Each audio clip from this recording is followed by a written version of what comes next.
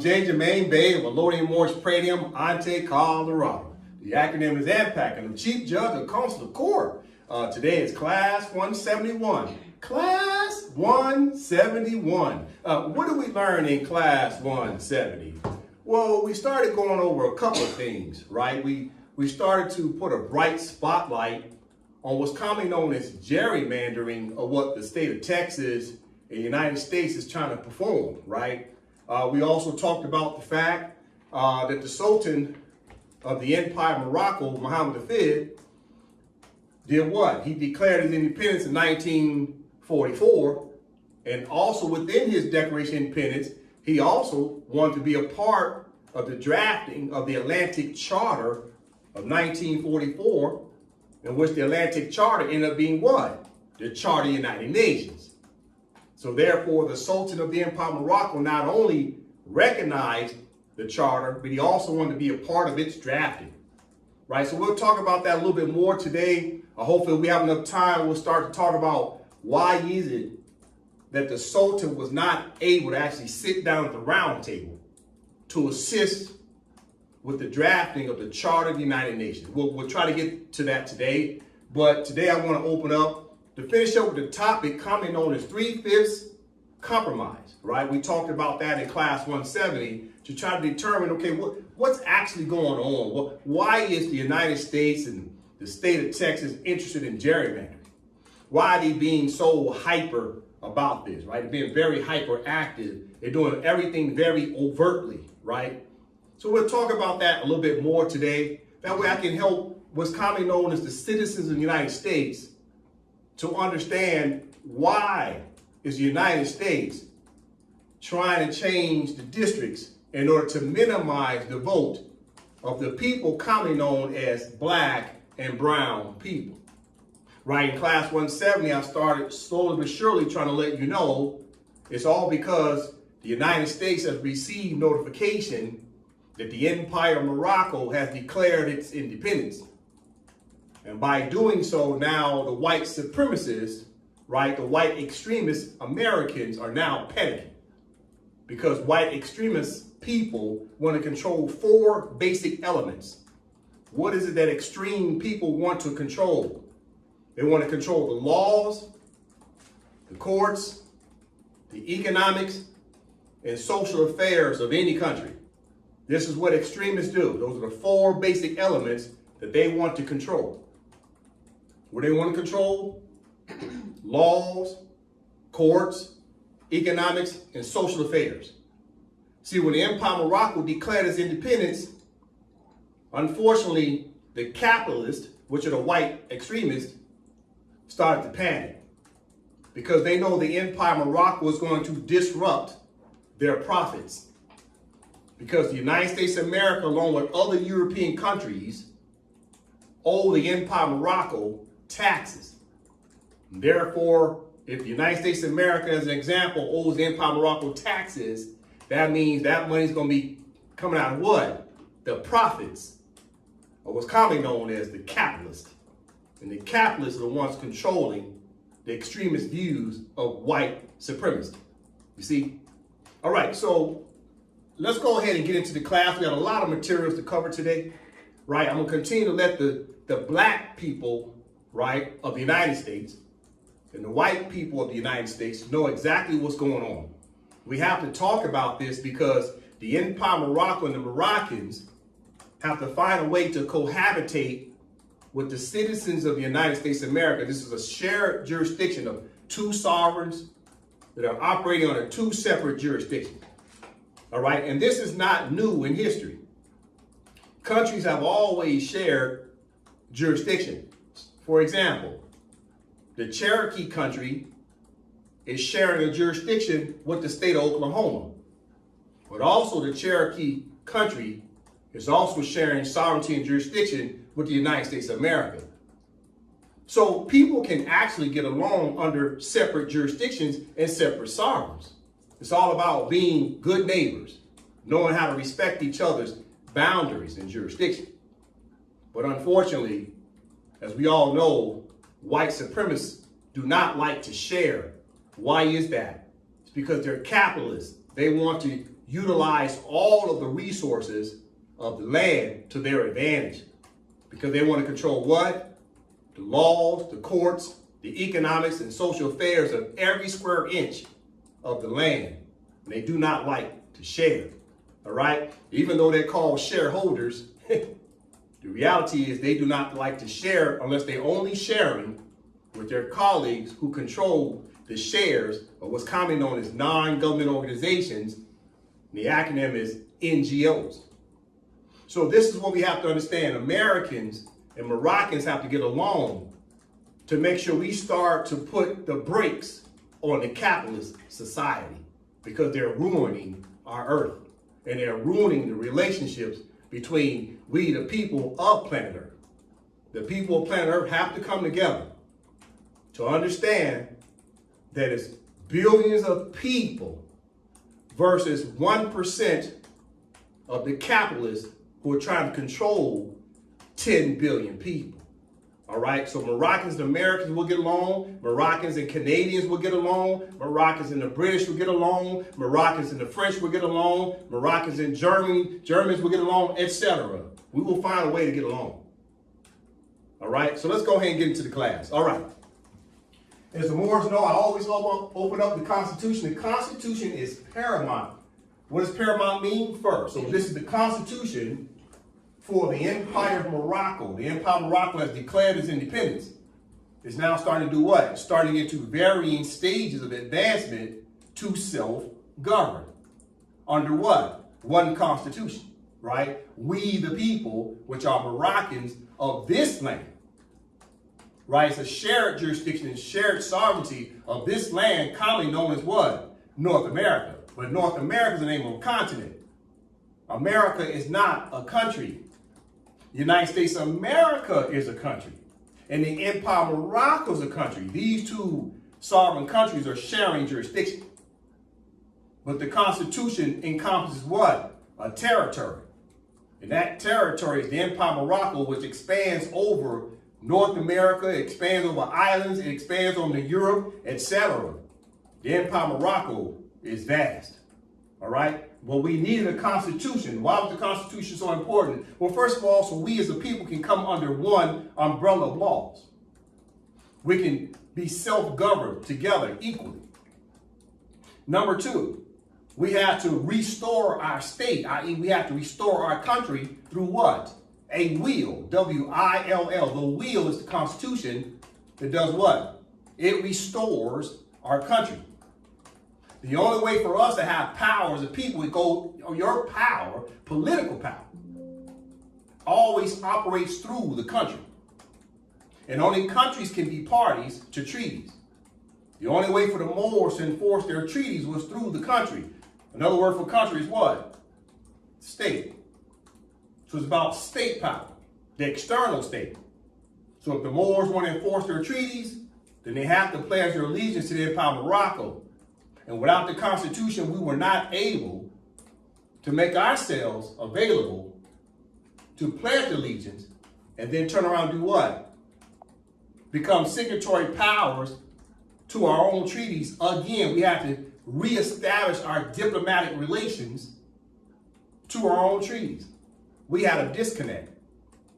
The country existed, but our government did not.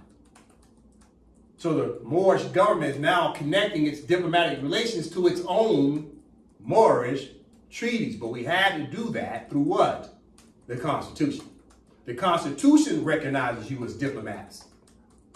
It ain't about other countries recognizing you as a diplomat. First, you have to recognize yourself before you can send a letter out to other countries to recognize the fact that you're a diplomat. How can you be a diplomat unless your country's government recognize you first as a diplomat or representative of your country? You see, the Constitution was paramount. Let's move on. All right. In addition to that, the Moors know that all the Moors will need an internal constitution. For an example, this is AMPAC's constitution. This is an internal state of a defined territory, right, called Colorado. So now AMPAC and the citizens of Colorado can do what? We can share the jurisdiction. You have Moroccans and Americans sharing the same defined territory. No different than who? Cherokees and Americans sharing the same jurisdiction. It was coming on as the state of Oklahoma and the Cherokee country now sharing jurisdictions, about shared sovereignty, shared jurisdiction. And the Moors will need an internal constitution that comes under the umbrella of the Constitution of Empire of Morocco. All right, that way all the Moors can govern a smaller territory. All right, so we need governments in each of the small defined territories. Okay, now as we talked about in class 170, now not only do we have an Empire of Morocco flag, which is a Circle 7 flag, we also have a new seal, the seal of the Empire of Morocco. All right, it's a beautiful seal. We also have our website. The website is new. Okay, you can go to the website. The name of the website is what? Right, empiremoroccogov.com or eomgov.com. And we type that into your browser. What do you see? Well, you see the website. Okay, so all the Moors need to visit the website, take a look at the content. Okay, now the Constitution and the website talks about what? It talks about the Empire of Morocco, which is the external sovereign independent state. It talks about the Sultan, who's head of state. It also talks about the three branches of government, right? You got the executive branch, legislative branch, and judicial branch of the Empire of Morocco, right? So in the executive branch, you have the prime minister. The legislative branch, you have the speaker of the house. Judicial branch, you have the chief judge. And underneath all these branches, you have councils, such as the executive branch, you have the Wazir Council, right? Legislative branch, you have the Sayaraha, right? Sayaraha Council, which is all the legislators. And judicial branch, you have the associate judges, all right? So through all these three branches of government, we're trying to assist all the Moor subjects, right? Because that's your title, what? In the treaties. Treaties, supreme law of the land, right? Therefore, the language in the treaty is also supreme language. When you don't identify yourself by the proper language of a treaty, then you're absolutely misclassifying yourself. If the Moors don't refer to themselves as Moorish subjects, then now you're taking on a name that's not listed nowhere in the treaties. So when Moors say, I'm a Moorish American, is that name listed in the treaties? No. You declassified yourself. You have no claim to a treaty when you call yourself by a name that's not mentioned in what? The contract. You cannot enforce a contract if you don't see your name in it. A contract is like a will. Treaties are like a will. In a will, if your name's not mentioned in the will, you don't have nothing coming. So when the Moors kept saying, we're Moorish Americans, guess what? You just removed yourself from the will. You are using a name that's not in the contract.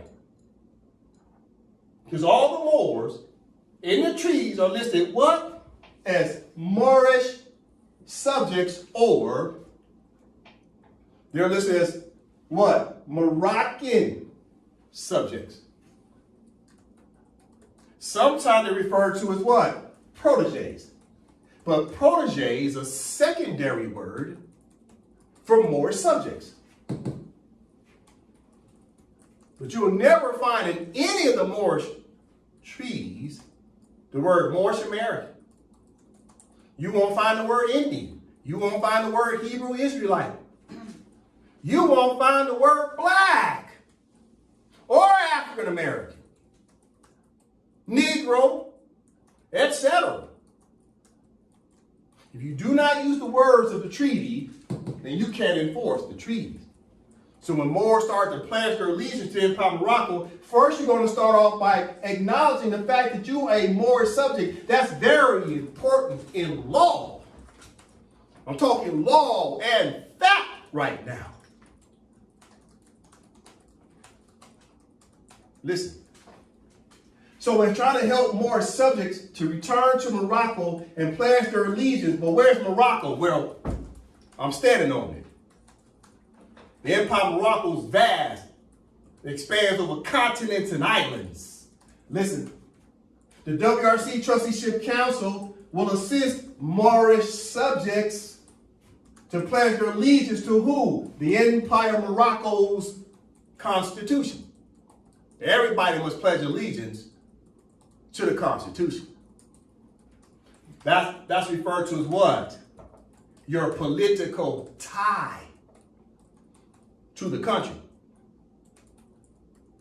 You cannot have a political tie to a person such as a religious figure. You must have a political tie to a country. This is where Moore's been dropping the ball. We've been pledging allegiance to religious corporations and religious figureheads. And this is why they call it dogma. Our treaties told us to pledge allegiance and choose between the entire submission to the laws of what? The empire. That's the Treaty of Madrid of 1880, Article 15, Paragraph 1. Did it say pledge allegiance to a church? No. Did it say choose between entire submission to the laws of your club? No. Does a treaty say pledge allegiance or choose between entire submission to some organization? No. It says to the empire. The empire is what? A country. Listen. So we'll continue to help more subjects through the WRC because knowledge is free at the WRC. The WRC stands for Wazir Regional Council, and that council established a trusteeship council. So the trustees will assist the Moors and put the Moors under a trusteeship status to help place you into an internal Moorish state that's already existing, or to help more subjects to create, right, a constitution for an internal state that does not have a constitution just yet. Let's say it's the Wyoming Moors. With the Wyoming Moors, we will assist them with establishing an internal Moor state constitution. That way they can start to administer over that territory, right, as Moroccans in order to assist the entire Empire of Morocco as a country itself. So we're talking macro and micro. All right? Okay, let's continue. Okay, in class 170, we were talking about the 3/5 compromise. I think it's important for me to talk about this a little bit more, then I'll move on. So today I will devote more time to this. Why is this important to understand? Because the 3/5 compromise was about what? Taxation. Right? Let's increase that. It was about what? It's about taxation and representation. You see, decolonization is also about what? Taxation and representation, because the Empire of Morocco wants to be your representative as a country. But you can also sit in a seat and be a representative on behalf of the people. And then from there, the Empire of Morocco is supposed to collect taxes from the United States of America as an example. So I think this conversation is important because it's about taxation and representation. Listen, what's going on with the United States and Texas with the gerrymandering? All right, let's pick up that conversation again. All right. Now, like I told everybody in class 170, how are they treating quote unquote Negroes and blacks? Well, they say, well, we're going to count 1, 2, 3, 4, 5 freedmen or 5 slaves and only count them as 3. 5 whole people now became 3. Under what? Was commonly known as states in the North and in the South could not agree on how slaves would be counted in population. Talking population. It was decided that every 5 slaves would count as 3 people for taxation and representation purposes. They were counting you as a part of a person and not a whole person. So for every 5 slaves, that's why it's called 3/5. For every 5 slaves, they're only counting you as 3. 1, 2, 3, 4, 5, but they're only counting you as 3. That's 3/5 compromise in order to minimize your population. Listen. So in class 170, I was warning everybody that the United States was doing that because they're trying to minimize the fact that blackamoors, right? We talked about this class 170. Blackamoors are really Moors, now being called black. Now they dropped the word Moor, just call you black, are now holding offices of the government. They're also holding offices of the private sector. So now it's the Trump administration's job to remove, quote unquote, black Americans from their seat. Through what? Gerrymandering. And what else? Indictments. But the fastest way to do it is through gerrymandering. What does gerrymandering mean? It means that now, if they minimize your vote, because they're not counting you as 5, they're counting you as 3, that means now it's a good chance you won't get a chance to vote for your favorite black person. And if you can't vote for a black representative, that means no black representative is going to be sitting in Washington, D.C. representing you. You have no representation. Which means if they're not sitting in that chair, that means under gerrymandering or indictments, when they remove you from the chair, that means they're getting Moors out of the chairs one way or another. Through gerrymandering, because you can't even pick a black representative, which means a black representative can't hold an office if you can't vote for one. Or indictment, because if a black or more ends up sitting in the chair, now they got to get him out the chair through indictment. And replace them with who? White Americans. So you have to understand what's happening. The Trump administration, and this is no fault to Trump. Trump knows that he's received notifications from the Sultan. So now the privateers, which is your millionaires and billionaires, they're panicking. They know they owe the Moors a percentage of their profits. So they don't want blackamoors sitting in these chairs no more, because blackamoors are creating a disruption from the inside out. And now here comes the Moroccans creating a disruption from the outside in. So unfortunately, no disrespect to white men, but white men are kind of stuck in the middle, and they are what? They're being what? Flanked by Moroccans.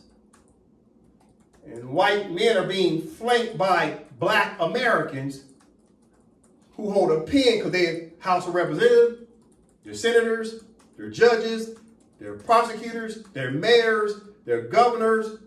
They sit in all kinds of seats with a powerful pen. On top of that, the Moroccans of the Empire of Morocco also have a powerful pen. So the white men in the middle are being diluted. They're being squeezed. So what's happening is the white supremacists, i.e. the capitalists, say they got to get rid of these blackamoors who have a pen. And then replace them with who? Other white people. They have to get the Moors out of those chairs. You have to understand, it's nothing personal. It's business. And now that we've declared independence, all the black Moors need to come back and pledge their allegiance to the Empire of Morocco. That way you don't have to play the gerrymandering game anymore. I'm just trying to let everybody know what's going on right now. Listen. So I taught everybody in class 170 about the 3/5 compromise. Now, come to find out, I was slightly accurate, but my numbers were good. But when I watched what happened in Texas, I found out the numbers was way worse. I'll explain. Watch this. I'll explain that the blacks, instead of being 3/5 compromise, ended up being 1/5. You don't have to believe me. Let's listen. Let's listen to the Texas representative tell you the truth. Listen. Ended up being 1/5. Listen. White Texans receive one member of Congress for every 445,000 residents. If you're Hispanic, it takes about 1.4 million residents for that same representation. If you are black, it takes 2 million. In this proposal, a Hispanic Texan has 1/3 the political value of a white Texan under this plan, and a black Texan 1/5.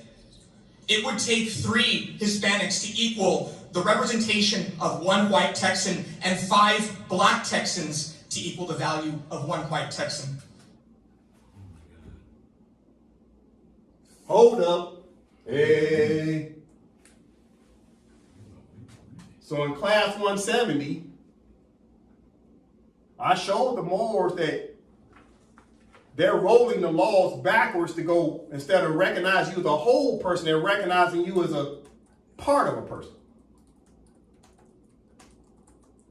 I thought they was going back to 3/5 compromise. Oh, it got worse.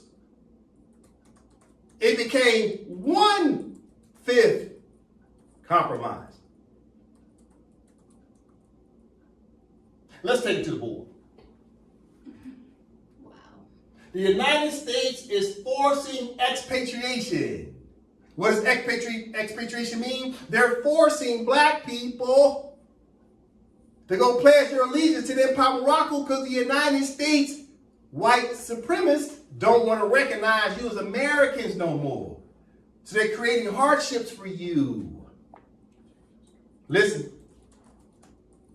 The United States is forcing expatriation. They want you to go back and pledge allegiance to your original country. Watch this. 5 whites equal 5 people. So 5 white voters get credit for 5 white voters in whole. 5 Hispanics equals 3 people because it's 3/5 compromise. So the representative said, for every 5 Hispanics, they don't even count them really as 3 people. Then he turned around and said, for every 5 blacks equals only 1 person. Which is 1/5 compromise instead of 3/5 compromise. Listen, so what does that look like in real time? Watch the screen. Watch how I increase it. So I thought it was going to be 3/5. You got 5 blacks. They only going to count as 3. Then come to find out, they said, no, we're going to count 5 blacks as what? 1.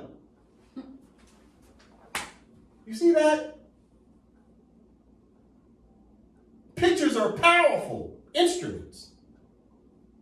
They're counting Hispanics as what? 2. 3. The Hispanics are getting the 3/5 compromise. Blacks are getting the 1/5 compromise. Listen.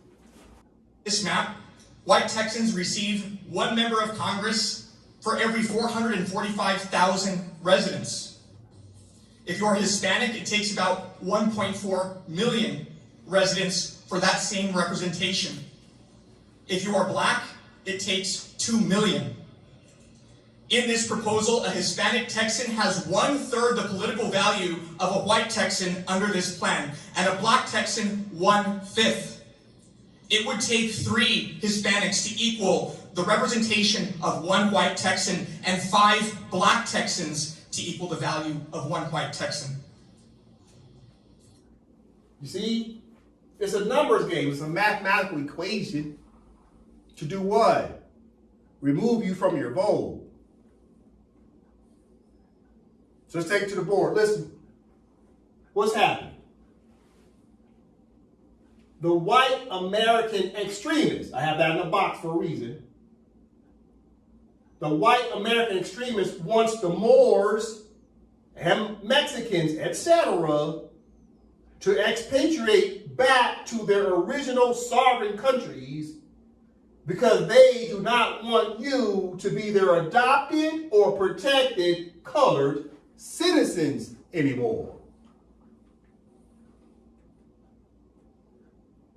They want the extremists, which is a very small percentage of white Americans, very small. They hide under the guise of being Republicans. But white extremists aren't Republicans. They're nationalists, meaning they only care about their group. They're not inter-sharing. They just want their own. But they know it's only 2 parties to choose from, Democrat or Republican, so they hide under the banner of Republican. And capitalists and extremists make Republicans as a party look bad. Because extremists, if they try to create their own party, they will lose every time. Because first of all, it's not enough of them to have a party.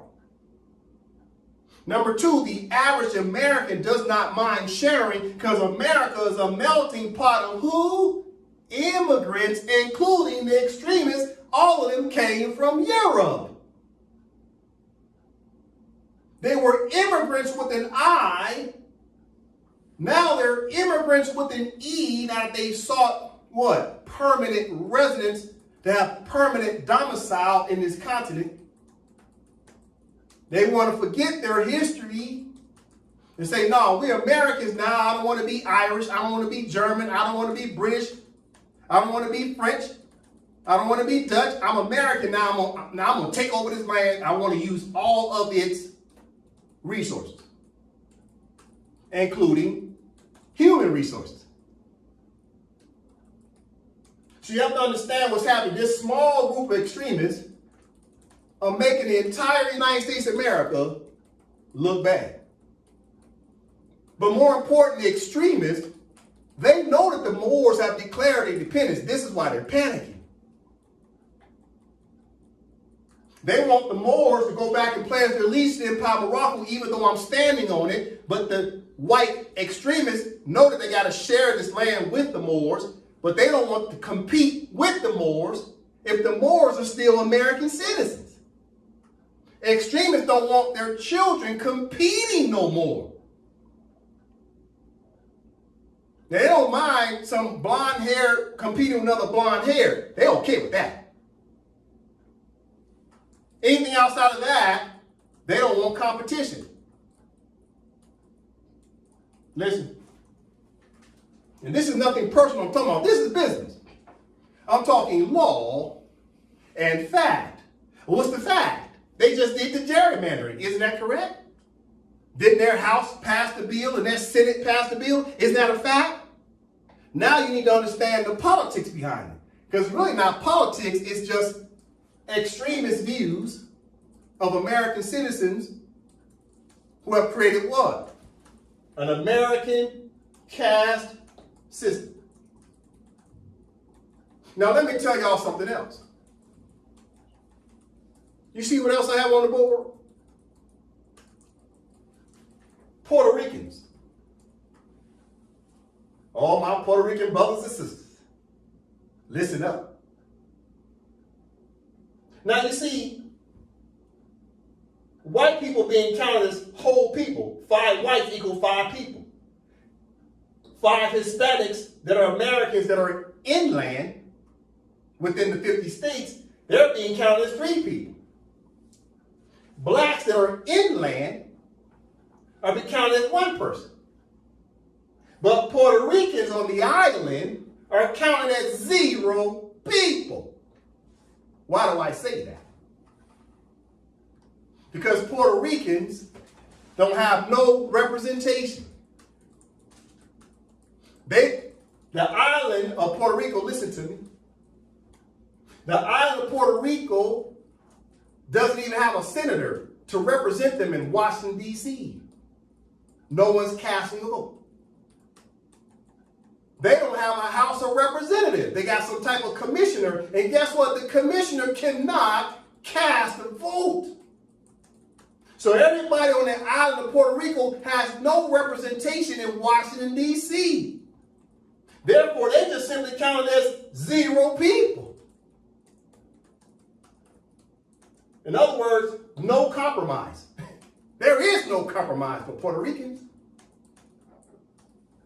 Now, here's the worst part for Puerto Ricans, because they're at the very bottom, but they're very proud people. They're not a state.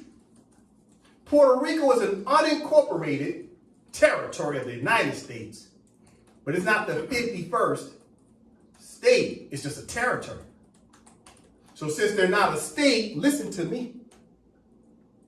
Since they're not a state, they don't have representation, because you must have a state in order to have representation. This is what happened to the Moors. The Moorish Americans run around here talking about they got their sovereignty. Okay, where the hell is the state? Didn't exist. The Puerto Ricans are no different. They run around with a flag with no state. Stateless people have no representation. But guess what? Puerto Rico's island produces about $13 billion in revenue annually. Did you know the Puerto Ricans have to pay federal taxes? Last year, the Puerto Ricans paid out $5 billion in federal taxes, so they're paying taxation with no representation. So yes, it's bad what's happening to Hispanics. It's bad what's happening to blacks. But the Puerto Ricans are getting the worst of the deal. Why am I sharing that with you? Because the Puerto Ricans declared that they want to be the 51st state, or they want a Declaration of Independence. They say either recognize us as an internal 51st state, because they understand the power of the word state, or we're going to be a separate, autonomous country. Moorish Americans are lagging behind the beat. Moorish Americans don't have no state, and Moorish Americans have not declared decolonization. There's no Declaration of Independence for Moorish Americans, because Americans can't be independent from Americans. No, you're just adopted. That's what you are. You are adopted Americans. There can't be no secession. You can't be separate Americans from the Americans that Sidi Muhammad recognized. Sidi Muhammad recognized George Washington, his family, as the Americans. That's law and fact. No, Moorish Americans have the same obligation as all Moors, whether they black Moors or Moorish Americans, etc. All of them have the same obligations to do what? Repatriate. You got to be expatriates of the United States of America and do what? Repatriate and be patriots of the Empire of Morocco.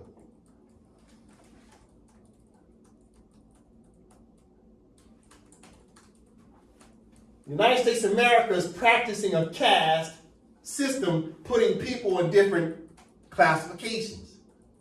in order to control what? The vote. If they can control the vote, they can already predict who's going to sit in the seats. If they can predict who's going to sit in the seats of government, they can predict the complexion of the person sitting in the chair. Listen, I'm about to go deeper. Yep. So let me get this straight. You're telling me I don't have to spend countless hours consolidating our company's financial data anymore? It's all automated? I think about... Who do I have up here? Texas Representative, good sister, Representative Ann Johnson. Yes, she's European. Yes, she's Anglo-Saxon. Yes, she's Caucasian. But she has a lot of love for the people. She has a lot of love for what's commonly known as black and brown people. She keeps it real. She's a civil rights representative. She learned that from her father. Her father was an attorney. Her father was also a representative of Texas. Her mother was a judge. So Miss Ann Johnson knows a lot about law and fact. She's also a minority in two ways. One, she's a what? Woman. And two, her sexual orientation is stated that she dates women. So automatically she knows she's been cast into a minority status. That's not for me to tell you her business. Her business is already out in the street. I'm just telling you who she is. This is why she fights. Because her parents taught her right. And because of the other lifestyle she had no choice but to be down with brown. Listen, she about to tell it like it is. She about to go off on the white extremist. Listen, so about 3 minutes. Now pay close attention to what she's going to say. In the other video, the brother was breaking down the mathematics. Now she's about to break down the philosophy and psychology of the extremist party of the Republicans. The extreme party of the Republican Party. It's not the Republicans in general. This is not about Republicans. This is about an extreme party that's camouflaged themselves under the banner of Republican. But she's about to keep it real. Listen, we're going to talk about this because I need to talk to Miss Ann Johnson. She good people. We got to talk though. Miss Johnson, listen. My dad. And I love the head shake. And I love the nod. Because this is about racism. And if you can't hear it from them, then hear it from me. As a white woman and a daughter of a man of privilege and power, he knew that his strength was to bring people that didn't look like him to the table of government. And so 50 years later, after Barbara Jordan, aided by white people to have a voice, the first woman of color elected to the South, a woman who sat in the impeachment of Nixon, a woman who said that finally, after amendment, debate, and vote, I am finally part of we the people. To stand here as a 50-year-old woman and know that we now go back in time. So let's talk about cowardice and cheats. Because if you knew you could win this next election, you wouldn't be taking this effort to try to steal 5 seats from elected officials that members of color elected to represent them in Washington, D.C. You wouldn't be doing everything you can to take this coalition of diversity and stand up at the mic and say, why are we doing this? Because we can. And you shield your racism with your party.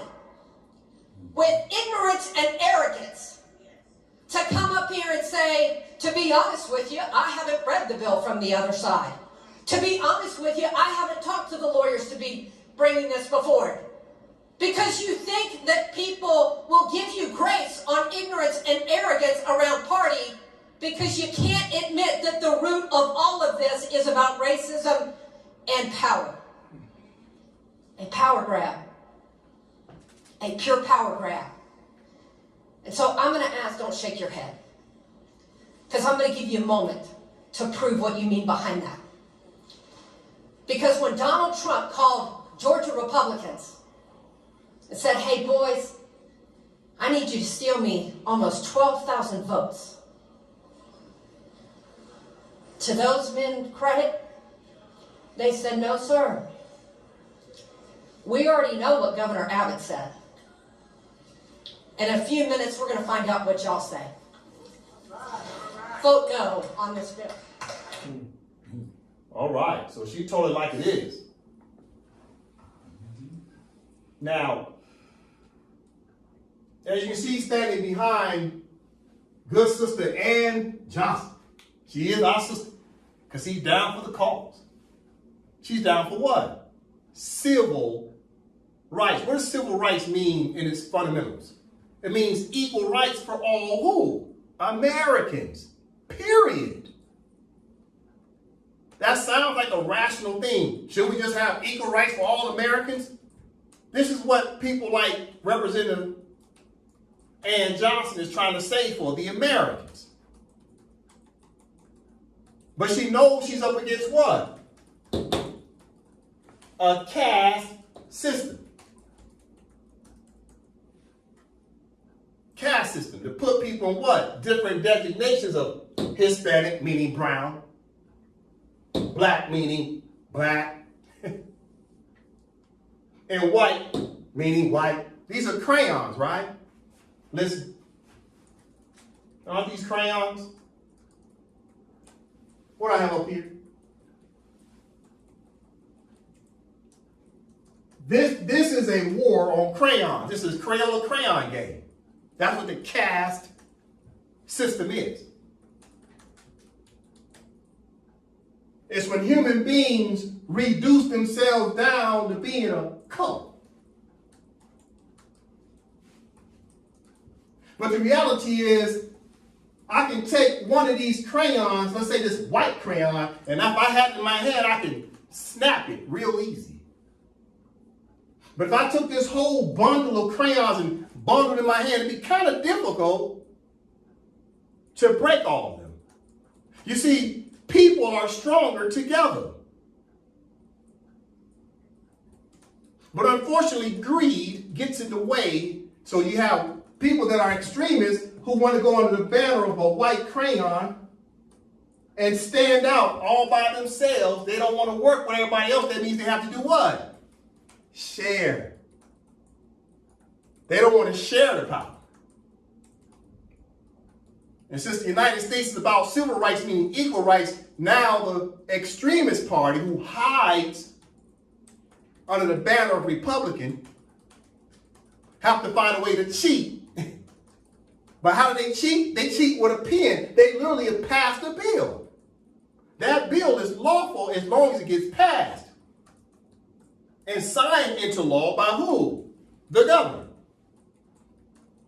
Now, will it stand? I don't know. We'll see what the Supreme Court says of the United States of America.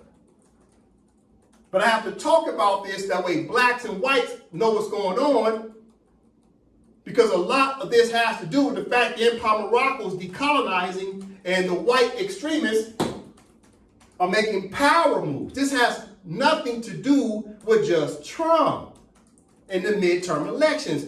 The politicians of the Republican Party are playing a 10-year and 20-year game. They're trying to get ahead of it before the Democrats make their move. The Republican Party knows the Democratic Party is about to shrink.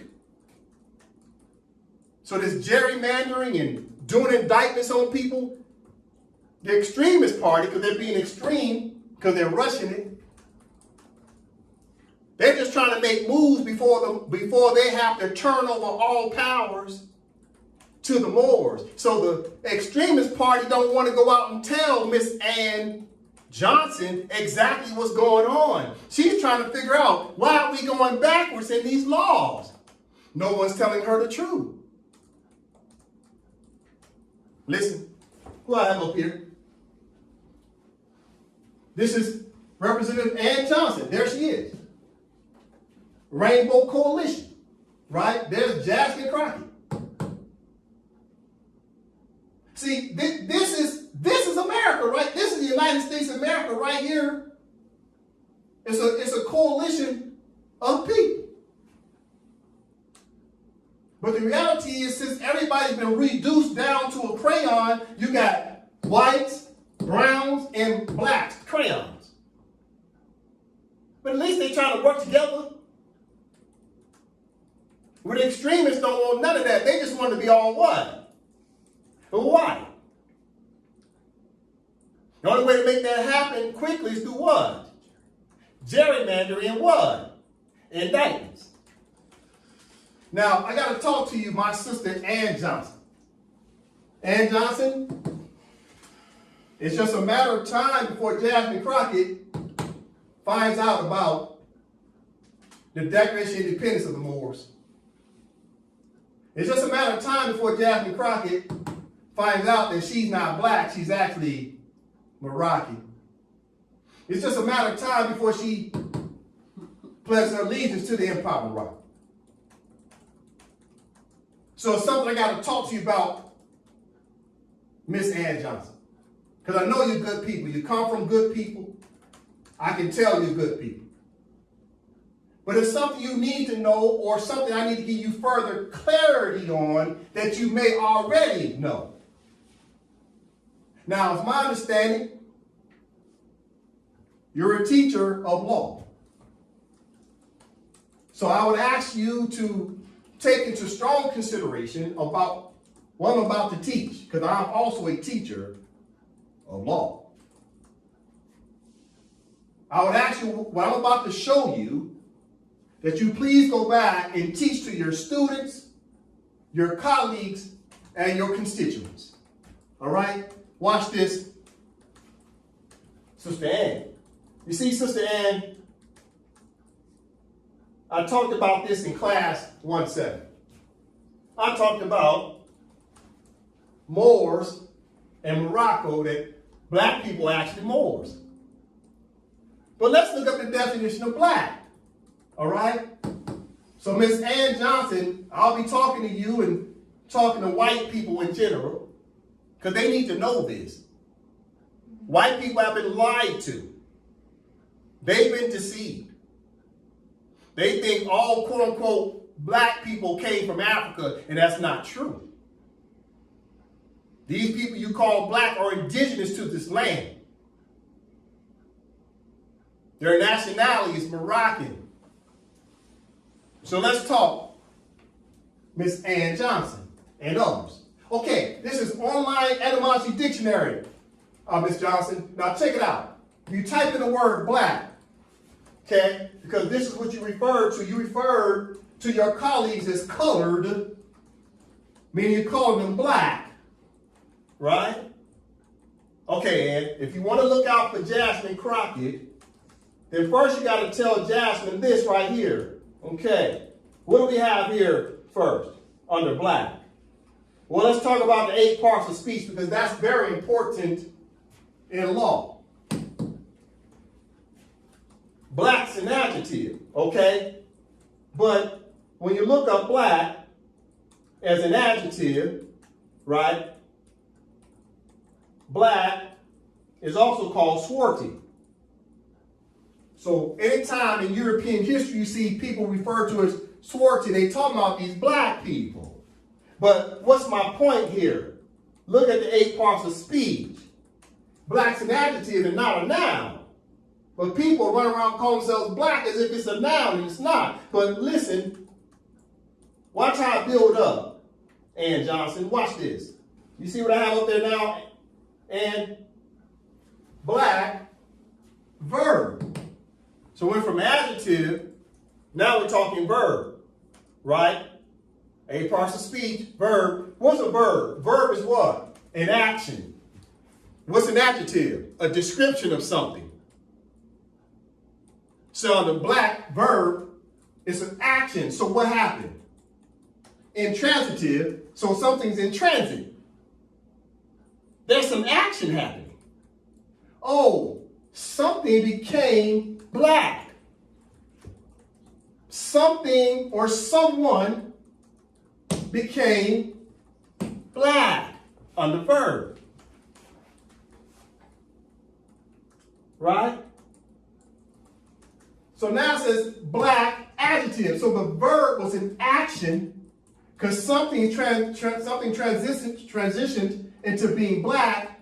Now the black can be a description of something or someone.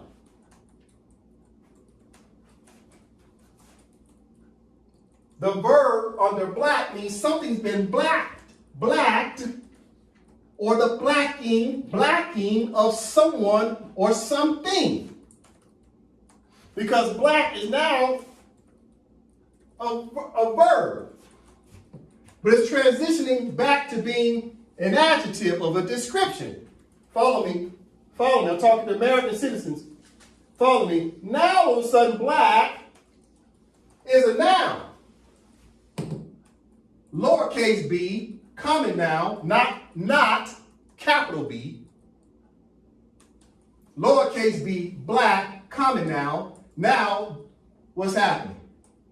The black, as a noun, it just became a noun. So first it was an adjective, description. Then the verb says, now let's transition and now have an action of blackening somebody or something.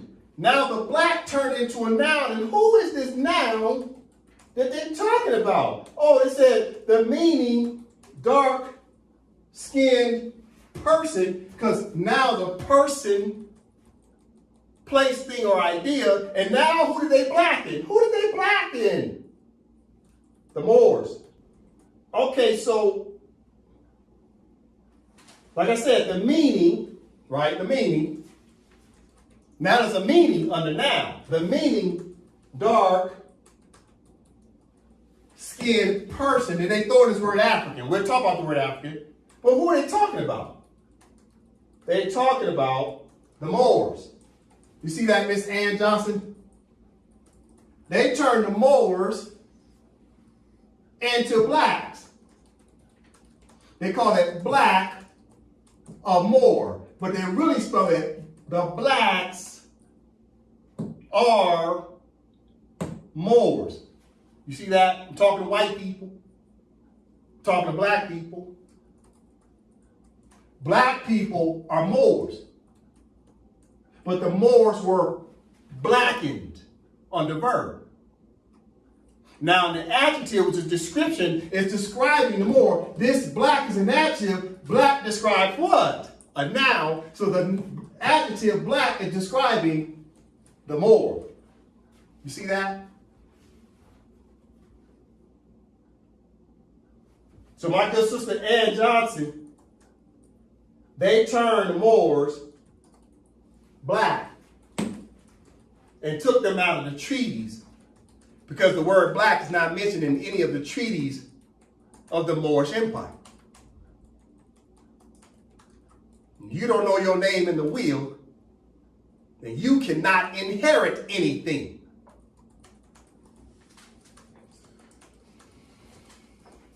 Listen to me. I'm talking to white Americans. I'm talking to black Americans. Let's look at the word Moor. We looked that up in class 170. I'm breaking it down. I'm going to make my point. Listen. So the black Moors are actually Moors. And the Moors, on the Etymology dictionary, you go to noun, capital M, noun. The Moors are the ones they're listing as what? Blacks. Black's an adjective, so they're describing a black, but the black describes what? Adjectives describe what? the noun, which is what? More. So you got to understand what's going on here, white people. These people you've been calling blacks are actually Moors, but they were blackened under non-begeer, a misnomer, as black, but they're actually Moors. Listen. Let's look at the word Morocco. Talking to white people, talking to black people think they came from Africa. You didn't come from Africa. You've been here in this land. It's the Empire of Morocco. It was the empire before there was ever a United States of America. So you look up Morocco, that's Morocco, lowercase m, right, common noun, but that's defining what? Some flexible leather, etc. But then they have this capital M, talk about the country. Watch. But in order to talk about the capital M, you got to keep scrolling down to talk about the capital M, which is Morocco. Morocco is tied to what? The Moor. And the Moors are what? Moroccans. So these people who are Moors was then blackened to be called black. That way they would remember that they're what? Moroccans. See, the white extremists know this already. They know that the Empire of Morocco now is declared as independence. They know black people are going to find out that they're Moors, and they're going to find out that Moor is a short title for Moroccan. But wait a minute. Let's look up white. Let's look up the word white. Etymology dictionary. What does it say? White, adjective, right? So it's the same script, right? Here they go with white. White is an adjective, right? Which is a description, right? Description, it's a surname, right?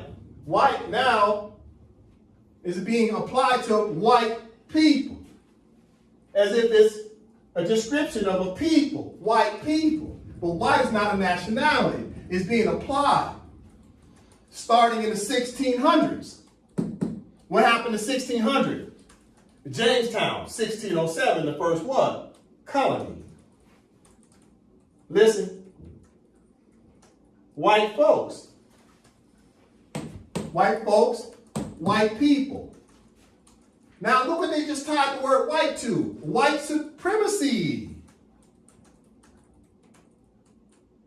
See, I don't make this stuff up. When I say white supremacy or white extremist, that's not my political view. This is part of the definition. So the fact of a definition under etymology dictionary says these white folks who keep calling themselves white is really for white supremacy. That's the caste system to maintain what? Racism. Not being racist, but racism is another word for caste system. Racism is another word for caste system. So white supremacy is a test from 1868, John H. Van Every, MD, white supremacy and Negro subordination. You see that? You see what gerrymandering is all about? It's about white supremacy and Negro subordination. But who are Negroes? Well, Negro is another word for what? Black. And the blacks are who? Moors. But the Moors were blackened. To keep them finding out that they were Moors, because Moors is a short title for Moroccan of the country called the Empire of Morocco. So, like I said, In Etymology Dictionary, they're listing the word white under supremacy. But even under the word white, there's only a small group of people who actually are trying to enforce supremacy. And who are those people? The capitalists. The capitalists want to run what? The laws, the courts, the economics, and the social affairs of a country. And don't get me wrong, capitalists go out and hire who? Extremist people to act as a distraction, like the tiki torch people are a distraction, but it's the capitalists behind the scenes who are trying to control everything. So always remember that even whites on the Etymology Dictionary have been what? What happened to whites? Under the word verb, white, is to become white. See, it's artificial. For someone to become black is artificial. And to become white is artificial. To turn white. Also, make white.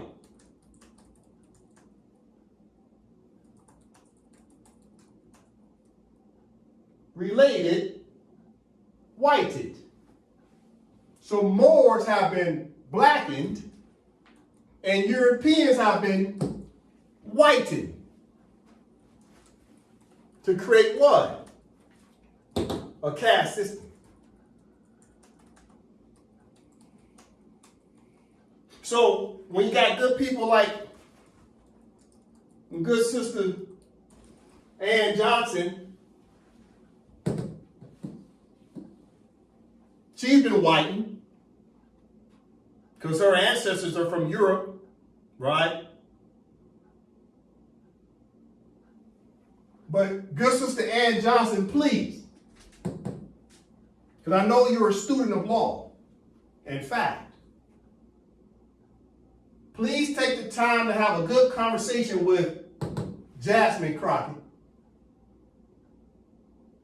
Please, if in fact you love all people based on equality, please take the time and tell Jasmine the truth. Tell your students at your college the truth. Tell your colleagues, constituents the truth. That black people, like Jasmine Crockett, are not black. They're actually been blackened, but she's actually a Moor. And Moor is a short title for Moroccan. And Moroccans are from the country called the Empire of Morocco. Now here's the good news, Miss Johnson. Jasmine Crockett will never forget how good you were as a person. See, it's the Jasmine Crockett's, plural, of the world, of the Empire of Morocco, will reach out and try to have strategic foreign relations with good people like yourself. You're an excellent American citizen. So please take the time to build your rapport with Jasmine Crockett, because when she becomes Moroccan, she will not forget about the good American that you are. See, it's good people like you and Jasmine Crockett that will work together to bring the Americans and the Moroccans together. We have to share the jurisdiction of this land mass. So we need good Americans like yourself and the rest of these Americans back here, all the rest of your colleagues. We all have to work together as Moroccans and Americans. This is a beautiful thing.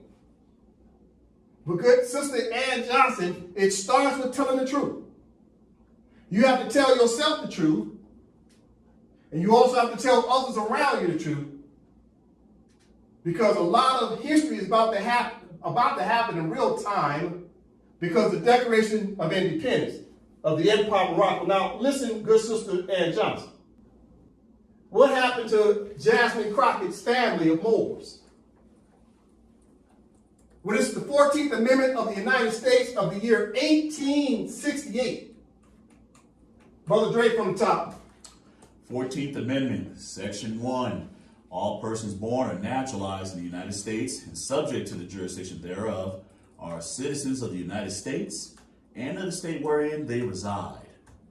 No state shall make or enforce any law which shall abridge the privileges or immunities of citizens of the United States, nor shall any state deprive any person of life, liberty, or property without due process of law, nor deny to any person within its jurisdiction the equal protection of the laws. All right, so Jasmine Crockett is a descendant of what? Naturalized. She's a descendant of naturalized Moors who became citizens of the United States and citizens of the several Union states. Jasmine Crockett was blackened, but she used to be a Moor. Listen, keep in mind that naturalized under Black's Law Dictionary, naturalized means what? Adopted. Right? Okay. Now, to the white citizens of the United States, it's very important to pay attention to what we'll be talking about over the next several classes to come. That way you can understand why the federal government is acting so bizarre. The federal government of the United States knows that they cannot defeat the legal arguments of the Empire of Morocco.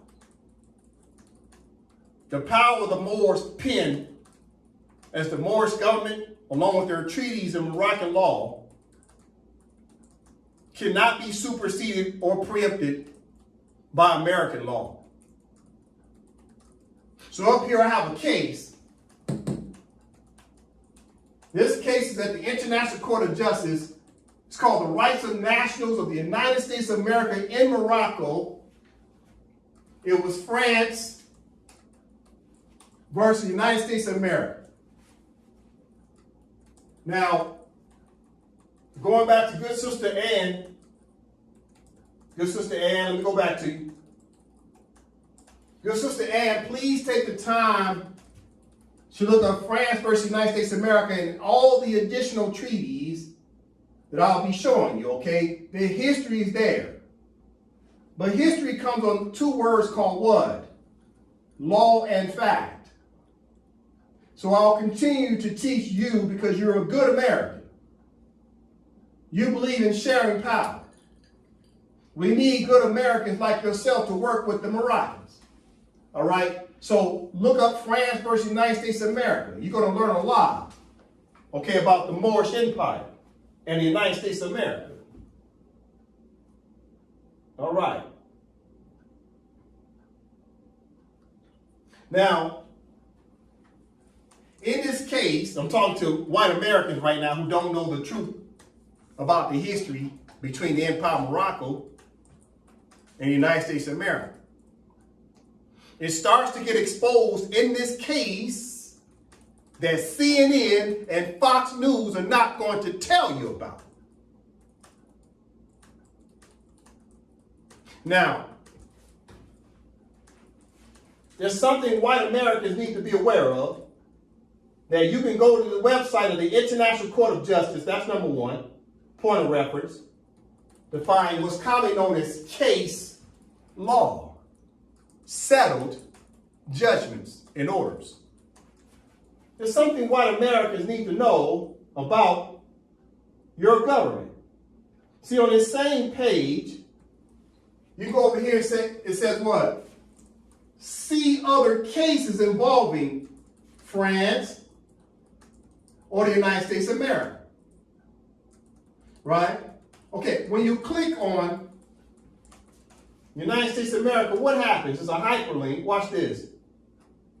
Click. Now, takes you to another page on the International Court of Justice website. And the title says, Contentious Cases Organized by State. So right here, you got the United States of America and all the cases they've been involved with at the ICJ.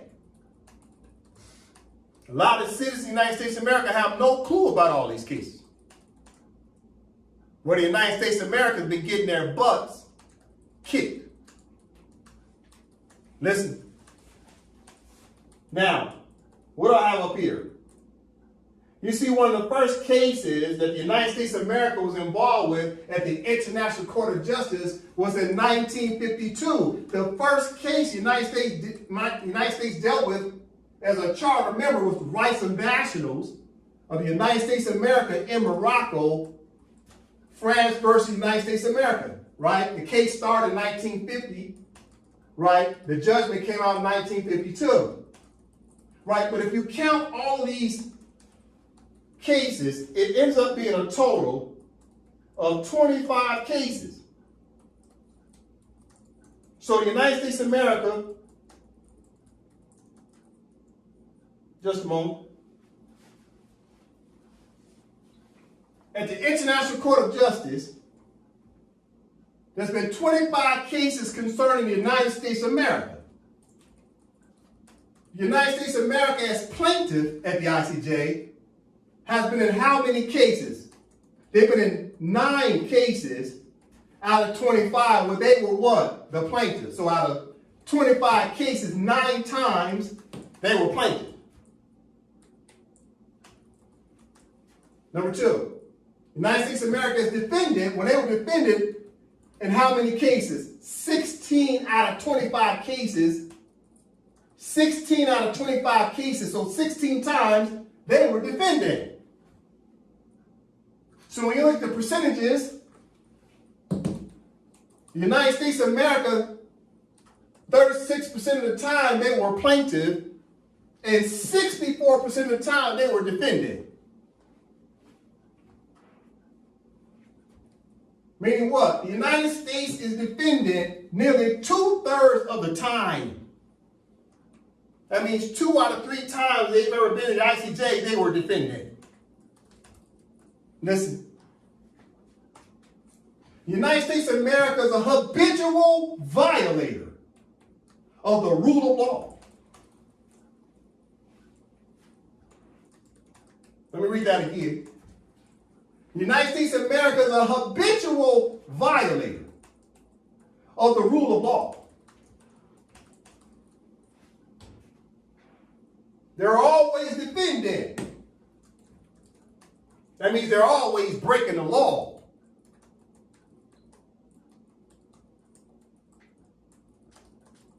So what should we learn from this already? It's called modus operandi. What does modus operandi mean? It means a pattern of behavior that the United States, more often than not, is going to be defending in cases because they keep breaking the law. But what law? Okay. What law? Follow me. Let's use their own constitution to start to prove my point because I'm talking law and fact. And I tied all that together with what? Case law. Law, fact, case law. 25 cases. Arguing over what? The law.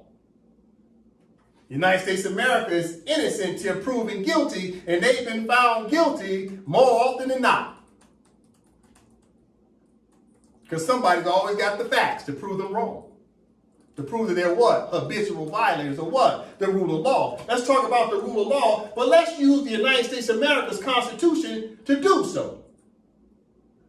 What is the first paramount fundamental law of the United States of America? It's their Constitution. It's the first law. everything they do in pursuance to their Constitution. But why are they always constantly a violator of law? But what law are they breaching? Let's talk about it. Brother Joseph. Supremacy Clause, Article 6, Clause 2, as follows. This Constitution and the laws of the United States, which shall be made in pursuance thereof, and all treaties made, or which shall be made, under the authority of the United States, shall be the supreme law of the land. And the judges in every state shall be bound thereby. Anything in the Constitution or laws of any state to the contrary notwithstanding. All right. So it's just the Constitution of the United States, Article 6, Clause 2, right? Now, what is it that the United States is a habitual violator of? They're a violator of what? Treaties. And treaties is what? Shall be the supreme law of the land. So the United States is violating their own supreme law. What's a supreme law? Treaties. But wait, time out. What else is supreme? Let's break it down, but I'm going to show you what they're in violation of. Article 6, Clause 2 has 8 sections. The first section says, this Constitution. So everything pursuant to the Constitution. Section 2 says, and the laws of the United States which shall be made in pursuance thereof of the what? Constitution. So you got the Constitution, fundamental law. Then all the statutes they pass, legislative acts, which are bills that are passed into law, become statutes. That's their second law. Just in pursuance to what? The Constitution. But all treaties, his Constitution, his legislation, all treaties start off with what? Legislation. Because the Senate of the United States has to pass it as a bill and let the President of the United States sign it into what? Law. So all treaties start off as a legislative act. Then they turn into treaties. But they're treaties between who? 2 or more countries. The treaty is not considered domestic law. The treaty is considered what? International law. So the United States of America is in violation of what? Watch this. The United States of America is in violation of what? They're in violation of all treaties made. So this has 8 subsections of Article 6, Clause 2, and there's 8 subsections. You got Constitution, statutes, treaties. But treaties start off as a legislative act before they're signed and recognized as a treaty. So treaties are between 2 or more countries, and the treaty becomes supreme law, just like statutes are supreme law, and the Constitution is supreme law. So when you're talking supreme law, the question is, are you talking domestic law? Or are you talking international law? You must make a separation, a distinction between the two. Are you talking domestic law? Or are you talking international law? Because treaties fall under the what? Status of international law. So treaties become the supreme law and language of the land when the United States of America is in a dispute with another what? Country. And they're habitual violators of what? Treaties. So at the International Court of Justice, you're dealing with what? International law. And under international law, they find themselves defended 2/3 of the time.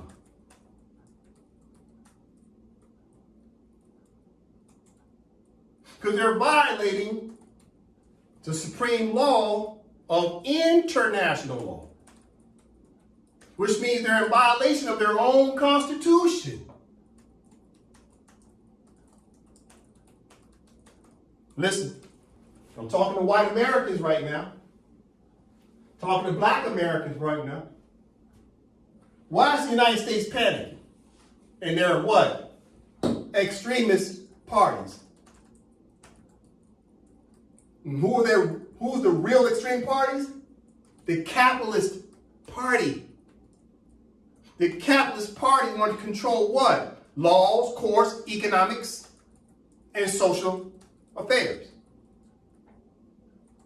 But they know now that the Empire of Morocco has declared its independence through its constitution, it now has jurisdiction and sovereignty over the Constitution of the United States under Article 6. The capitalists of the United States know that the treaties is the supreme law. And the supreme law recognizes the Morris treaties as supreme law. And the Morris treaties say that the United States of America owes taxes to the Empire of Morocco. And this bothers the extremist party because they're all about capitalist type of movements. The more they're going to cut into their shares.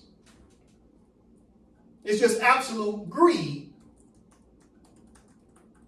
So the capitalists all these years have been keeping the Moors in the black status so that way the Moors could not collect taxes.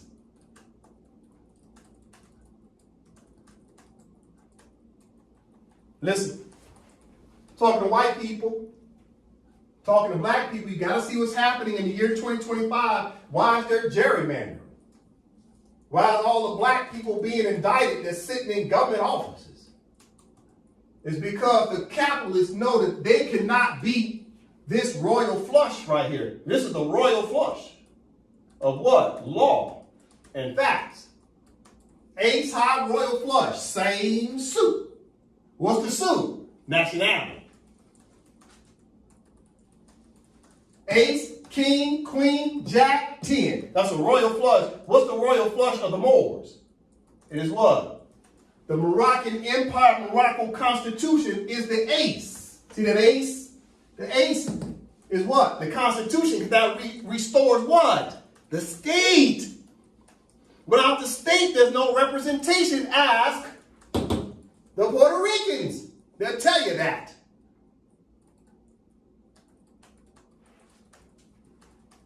Number 2, Moroccan Act of Algeciras of 1906 is the king. What's the suit? Moroccan. What's the next suit? Moroccan Madrid Convention of 1880. That's the queen. All these are treaties that the capitalists know they can't beat. Number 4, Moroccan Treaty of Peace and Friendship of 1836. That's the jack. And number 5, Moroccan Treaty of Peace and Friendship of 1786. That's the 10. So it's ace high. Ace, king, queen, jack, 10. Royal flush, same suit. What's the suit? Moroccan. Moroccan, Moroccan, Moroccan, Moroccan, Moroccan. Ace high. Spades. In which the spade is what? It's a pyramid. The spade is a pyramid. See that? Listen, let me ask you a question. Miss Ann Johnson. How did the Moors end up becoming, such as Jasmine Crockett, how did she end up becoming naturalized? How did the Moors of this land end up becoming naturalized citizens of the United States? It's about law and fact. It wasn't happenstance. The Moors never, ever pledged their allegiance to the United States of America. The Moors were naturalized through treaties, the same way the Mexicans, see right here, 1, 2, the Mexicans, this young lady, and this young lady became Americans overnight through a treaty called the Hidalgo-Guadalupe Treaty of 1848. So they went from being Mexicans to Americans overnight through a treaty. Same thing happened to Jasmine Crockett and her descendants, a Moor. Overnight through the treaties, she became American because the treaty that the Sultan signed with the Europeans. But where did it all start? This is very important for white people to understand. All right. This is a treaty of 1856. This is where it all started, good sister Ann Johnson. You have to go and tell white Americans what happened, because chances are white Americans came from Great Britain. A lot of white people came from Great Britain, so people from Great Britain, Ireland, Canada, etc., y'all need to really know about this treaty right here. This is what set it off for all the Moors to be naturalized in all of the European countries. This treaty right here of 1856. It's very important I go over this before we start to read the case of France versus the United States of America. Okay, we're going to read the preamble, Article 1, then we're going to jump down to Article 9. I got to show you what happened to the Moors. So notice the title says Morocco. About the Empire of Morocco, not the Kingdom of Morocco. It's the Empire of Morocco. Okay, Brother Dre, from the top. Morocco. General Treaty between Great Britain and Morocco. Signed in the English and Arabic languages at Tangier, December 9, 1856.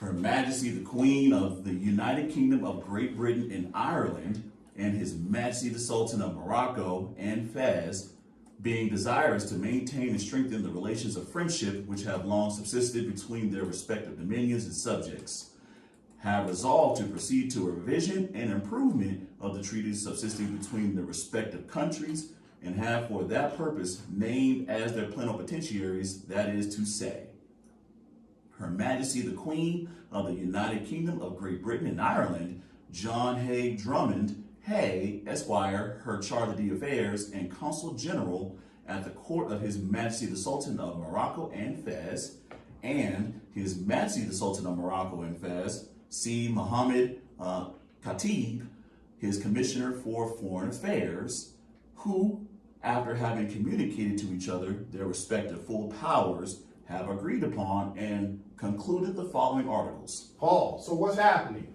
The Queen has sent her representatives over to see the Sultan of the Empire of Morocco. So now,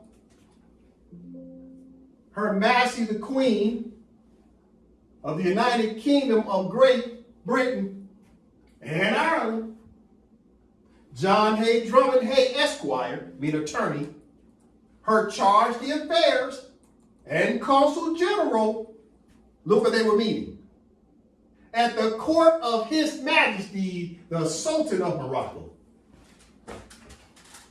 We're talking jurisdiction. We're talking who is the Tsar. The Queen of England is sending her representative to go sign a treaty with the Sultan, and the Sultan said, yeah, y'all come over here and come to my court, because my court has subject matter jurisdiction. We're going to sign this in front of the Moorish judges. It's very important to understand right in the preamble. Words matter. It's telling you sovereignty and jurisdiction, that the Queen knew who ran that island, which is the Sultan and the Moors. Now, keep in mind, what is this treaty about? I'm only going to show you articles regarding the fact that Moors are being what? Naturalized, meaning the Sultan was allowing the Queen to adopt the Moors and call the Moors British subjects. So the Moors were going from a status of Moorish subject to British subject, just like the Moors went from Moorish subjects to American subjects. Just like the Mexicans went from a Mexican subject to American subjects. It's called naturalization of a treaty. A treaty is changing your nationality overnight. So I'm talking to white people in the United States that even your queen of Great Britain had to go sit down with my sultan. Listen. Article 1. Article 1. There shall be perpetual peace and friendship between Her Majesty the Queen of the United Kingdom of Great Britain and Ireland, her heirs and successors, and His Sharifian Majesty, the Sultan of Morocco and Fez, and between their respective dominions and subjects. Pause, read it again. Article 1. There shall be perpetual peace and friendship between Her Majesty the Queen of the United Kingdom of Great Britain and Ireland, her heirs and successors, and His Sharifian Majesty, the Sultan of Morocco and Fez, and between their respective dominions and subjects. Now, what do we learn in the Black's Law Dictionary? Anytime you see the word treaty of peace and friendship, that meant it was something going on that would create a disruption. There's either war going on or some type of contentious dispute that creates a treaty of what? Peace and friendship. There's different types of treaties. A treaty of peace and friendship stops whatever the altercation is between two countries. And the Sultan said, okay, Queen, you don't want to have a contentious dispute? I'm okay with that. Come to my office and talk to me. And that's what she did. She sent her representative to talk to the Sultan, and the Moors were sitting in the court to be witness to the fact that treaties were being signed. Listen, why am I talking about this? Because now I have to show the Moors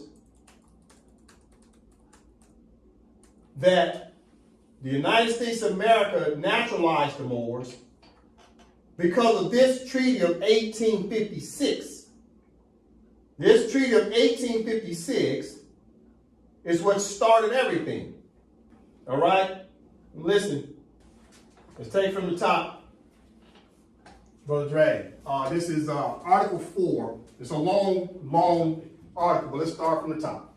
Article 4.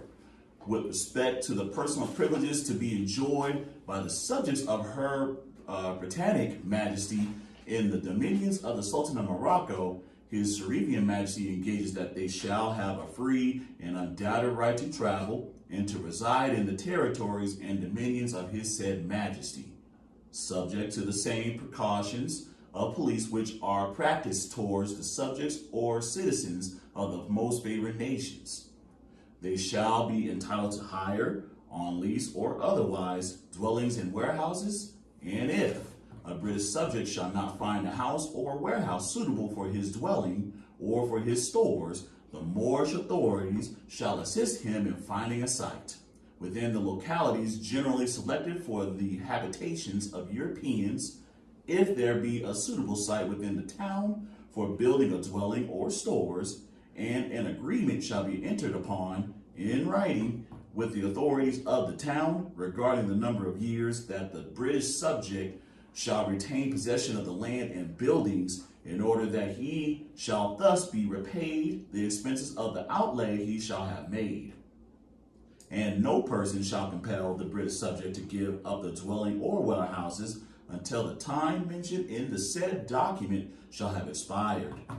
They shall not be obliged to pay under any pretense whatever any taxes or impositions. They shall be exempt from all military service, whether by land or sea, from forced loans, and from every extraordinary contribution. Their dwellings, warehouses, and all premises appertaining thereto destined for purposes of residence or commerce shall be respected. No arbitrary search of or visit to the houses of British subjects, and no arbitrary examination or inspection, whatever of their books, papers, or accounts shall be made. But Such measures shall be executed only in conformity with the orders and consent of the Consul General or Consul.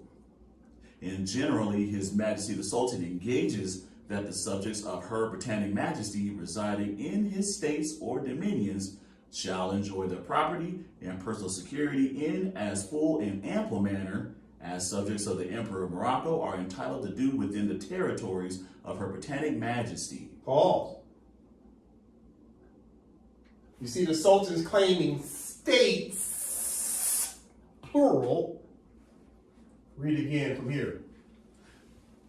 And generally, His Majesty the Sultan engages that the subjects of Her Britannic Majesty residing in his states or dominions shall enjoy their property and personal security in as full and ample manner as subjects of the Emperor of Morocco are entitled to do within the territories of Her Britannic Majesty. So if they're in the territories of Her Majesty, and the Sultan just referred to it as his states, that means the what? Great Britain is a vassal, V-A-S-S-A-L, vassal state of the Empire of Morocco, I should say. Meaning that Great Britain is a country under the sovereignty and jurisdiction of the Empire of Morocco. Now keep in mind, the Sultan didn't even write this. Great Britain wrote this treaty and came over to talk to the Sultan about it, to see if the Sultan would agree. Even Great Britain is recognizing the fact that the Sultan and Empire of Morocco and the Moors have jurisdiction over that island. But the problem was, the Queen was trying to determine, how do I adjudicate these Moorish subjects if these Moorish subjects are not under my jurisdiction? So the Sultan said, you know what, you're right. I'll give you a limited jurisdiction over these Moors by allowing you to naturalize them, to refer to them now as British subjects. That way you can use the courts. Listen. Continue. Her Britannic Majesty, on her part, engages to ensure the enjoyment of the same protection and privileges to the subjects of His Majesty the Sultan of Morocco within her dominions, which are or may be enjoyed by the subjects of the most favored nations. Pause. What is the most favored nation? You'll hear this quite often. I'm talking to white people right now. I'm talking to black people right now who call themselves citizens of the United States of America. Because we're going to go over the France versus United States of America case. Most likely it won't be today, but it's going to be a continuation class. We must fundamentally understand what does most, right? You see that? What does most favored nation mean? This is a clause or words that's put into a treaty, therefore it has specific meaning. Follow from the top. The most favored nations, MFN, clause is a provision in contracts or trade agreements that ensures one party receives terms as favorable as those extended to another party, promoting fairness and equal treatment. Definition and purpose. The most favored nations MFN clause is a stipulation that requires a party, often a country or a business, to provide the same favorable terms to all parties involved in a contract or agreement. This means that if one party receives better terms, those same terms must be extended to all other parties covered by the MFN clause. The primary purpose of this clause is to ensure equitable treatment among all participants, preventing discrimination and promoting fair competition. All right. So the most favored nation clause is about equality amongst what? Countries. So the Queen was putting this language in the treaty. Why? Because the Sultan was overseeing states, plural, i.e. countries, plural, of the Empire of Morocco.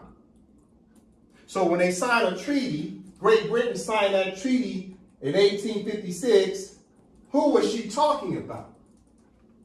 She was talking about these European countries that when Great Britain signed that treaty in 1856, the most favored nation clause said that all these other European countries could also naturalize the Moors. So every word that was in this treaty of 1856 regarding the Moorish government and naturalization and the consular court, all these other countries could use that same similar language, and they too could naturalize the Moors. Because the Sultan couldn't treat one European country any different than he treated all of them. This is very important for white people to understand. This is why the Civil War started in 1861. It's because of this treaty of 1856. When Great Britain was given permission to naturalize the Moors, to call them British subjects, the United States of America and the states of the South, the Confederates, said, we don't want to recognize Moors as American citizens, all because Great Britain recognized the Moors as British citizens. So you have to understand, this Civil War started because of the 1856 treaty, and all the countries naturalized the Moors. Listen, it's very important what I'm going over right now. Okay, let's jump down to Article 6. Brother Dre. Article 6. Any person subject to the Queen of Great Britain or under her protection shall not be compelled to sell or to buy anything without his own free will. Nor shall any of the Sultan of Morocco's subjects have a claim or right upon any goods of a British merchant, but what such merchant may give them voluntarily, and nothing shall be taken away from any British merchant, but what shall be agreed upon between the respective parties. The same rule shall be observed with regard to Moorish subjects in the dominions of the Queen of Great Britain. Article 7. No subject of the Queen of Britain, nor any person under her protection, shall in the dominions of the Sultan of Morocco be made liable to pay a debt due from another person of his nation, unless he shall have made himself responsible or guarantee for the debtor by a document under his own handwriting. And in like manner, the subjects of the Sultan of Morocco shall not be made liable to pay a debt due from another person of his nation to a subject of Great Britain, unless he shall have made himself responsible or guarantee for the debtor by a document under his own handwriting. Article 8. In all criminal cases and complaints, and in all civil differences, disputes, or causes of litigation which may occur between British subjects, the British Consul General, Consul, Vice Consul, or Consular Agent shall be sole judge and arbiter. No governor, Cadi, or other Moorish authority shall intermeddle therein, but the subjects of Her Britannic Majesty shall in all matters of criminal or civil cognizance arising or existing between British subjects exclusively be amendable to the tribunal of the Consul General, Consul, or other British authority only. Okay, pause right there. So under Article 8, they're talking about consular court. As soon as you see the word consul, right, C-O-N-S-U-L, immediately you're talking consular court. Meaning you're not talking about the domestic courts of Great Britain. You're not talking about the domestic courts of the United States of America.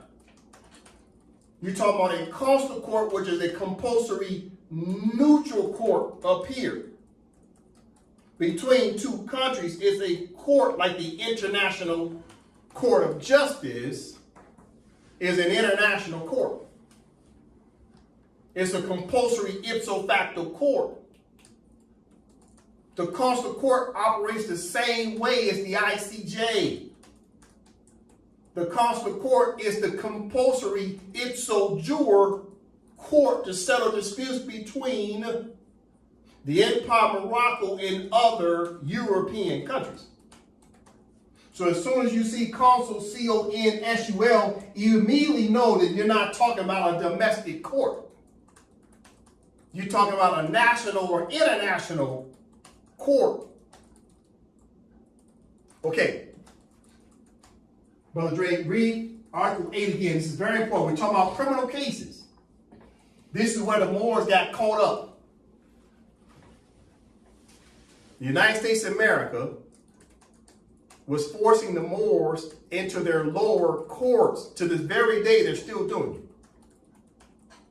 But the reality is black people who were Moors, who were blackened to be called black, are being forced into the lower courts, the federal, state, and municipal courts of the United States of America. And the blacks of Great Britain, etc., they're all being forced into the domestic courts. But the reality is, according to the treaty, they're supposed to be using consular court.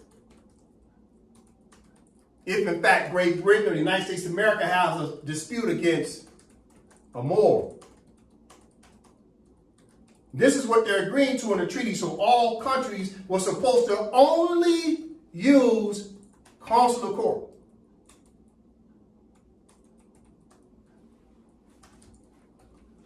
Article 8. Article 8. In all criminal cases and complaints, and in all civil differences, disputes, or causes of litigation which may occur between British subjects, the British Consul General, Consul, Vice Consul, or Consular Agent shall be sole judge and arbiter.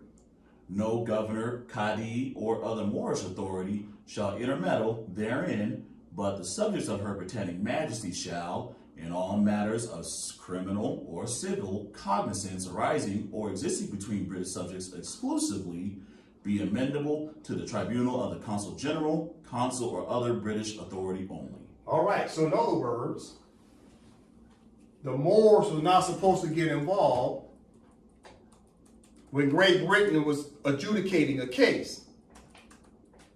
However, as we continue to read, you're going to find out if the Moor is a plaintiff versus when a British subject is the plaintiff. They'll keep talking about consular court. Pay attention. Pay attention. But the reality is, look what's happening. They're still talking about Moorish authority. This is 1856, Moorish authority. Okay? Now keep in mind, Qadi means judge. All right? Qadi means judge of the Moors. Okay. Pay close attention. Article 9. Article 9.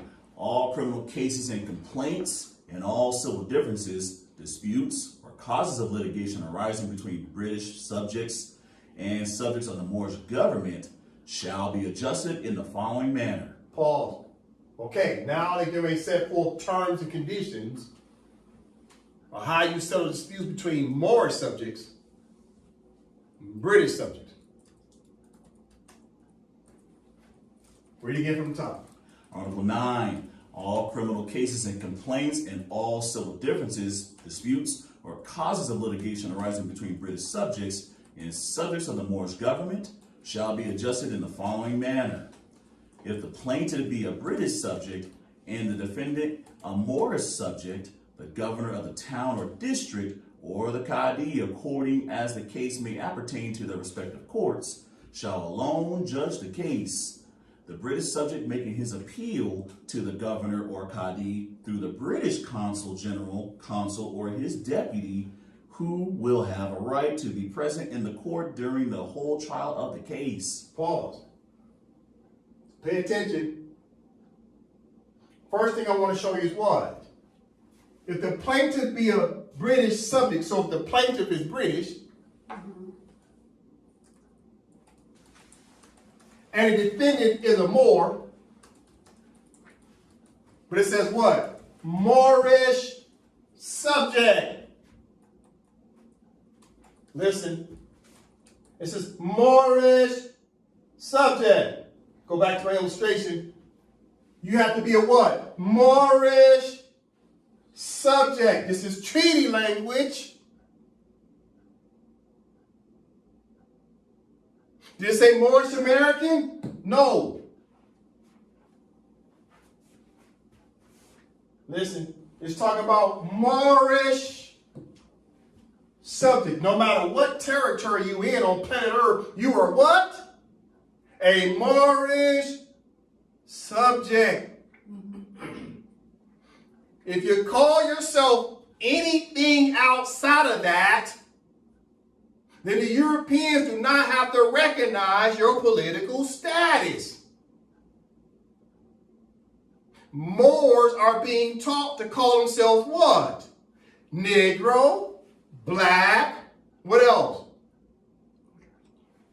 African American, Moorish American, Puerto Rican, Indian, Cherokee, Hebrew Israelite. But the damn treaties say Moorish subject. Just that simple. If you don't refer to yourself as a Moorish subject, then you have no rights as a Moor. Now, under contemporary law, you're known as a Moroccan subject or Moroccan national. This is antiquated language of Moorish subject, but you have to use that language if you're trying to use the treaties as your legal argument.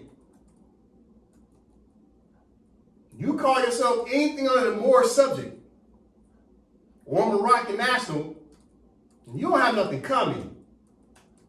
So stop calling yourself Negro, black, colored, African American, Moorish American, Hebrew Israelite, Indian, and Cherokee. The foolishness.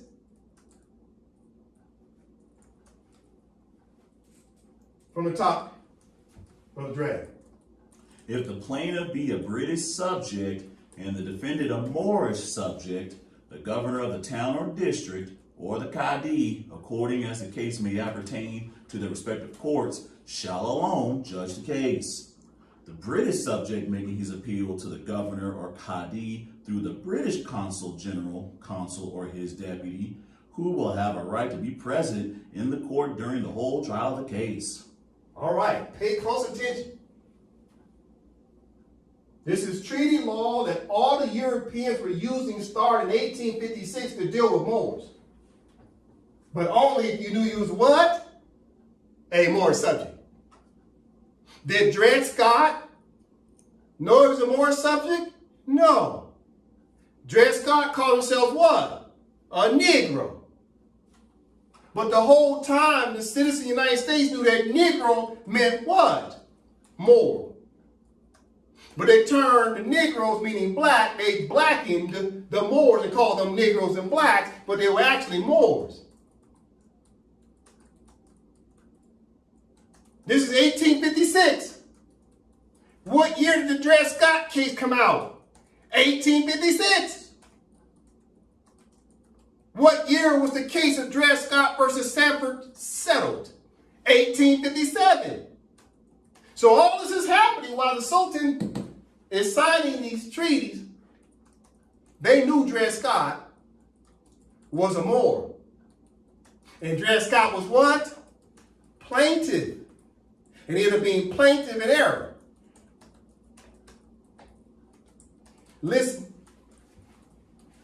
If the plaintiff be a British subject, okay, so if it's a British subject, it's plaintiff. and the defendant is a Moorish subject, listen, the governor of the town or district or the Cadi, according as the case may appertain to their respective courts. So who were the governors of the town or districts? It was the Moors, and the judges were the Cadi. This is Great Britain. But you have two separate nationals. You have British nationals and Moorish nationals in the same island.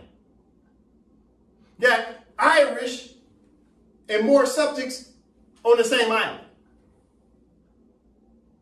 So if a Brit or a person from Ireland had an issue with the Moor and the Brit was plaintiff, then this is what happened next.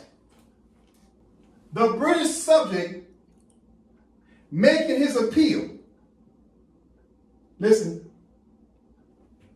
if a British subject is making an appeal, what's an appeal mean? That means the trial's already over. The case has been settled. But who settled the case? The Moorish judges. Listen, from the top. If the plaintiff be a British subject and the defendant a Moorish subject, the governor of the town or district, or the Cadi, the judge, the Moorish judge, according as the case may appertain to their respective courts, shall alone judge the case. Who's judging the case? The Cadi. Who's the Cadi? The Moor. Moorish judge. Now the case been settled. Now the British plaintiff say, well, I don't like what happened. He says, the British subject making his appeal, he's appealing it, to the governor or Cadi through the British Consul General, consul or his deputy, who will have a right to be present in the court during the whole trial of the case. So there was a trial, then there was appeal.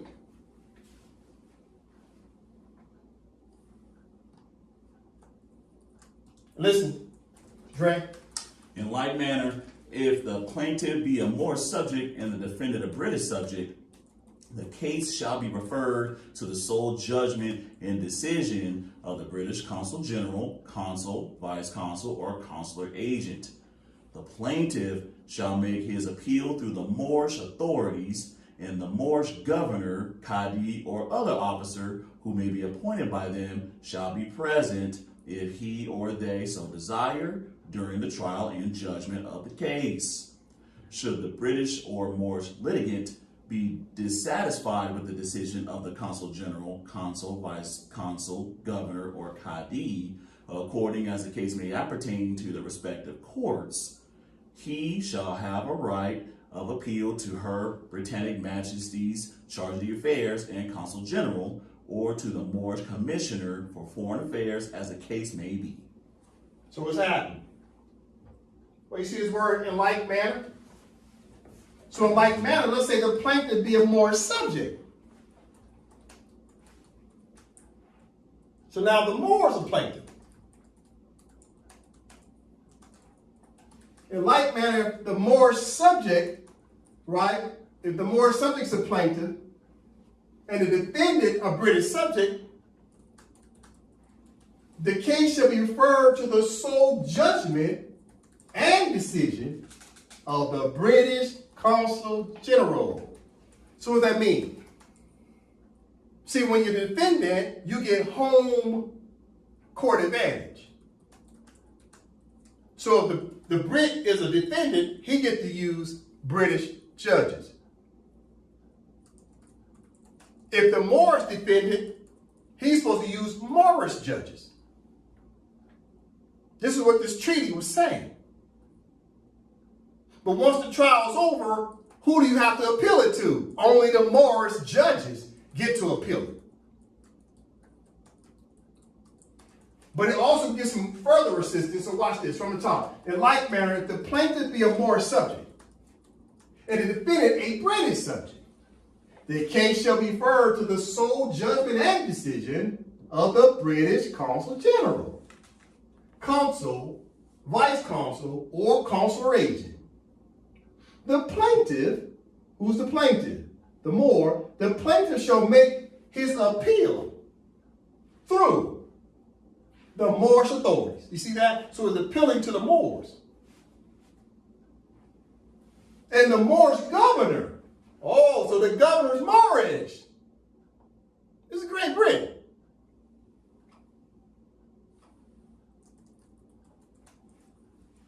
And the Moorish governor. This is Great Britain and Ireland. Which is, and then the Qadi is the Moorish judge, or the other officers who may be appointed by them shall be present. If he or they so desire during the trial and judgment of the case. Should the British or Moorish litigant be dissatisfied with the decision of the Consul General, Consul, Vice Consul, Governor, or Qadi, according as the case may appertain to their respective courts,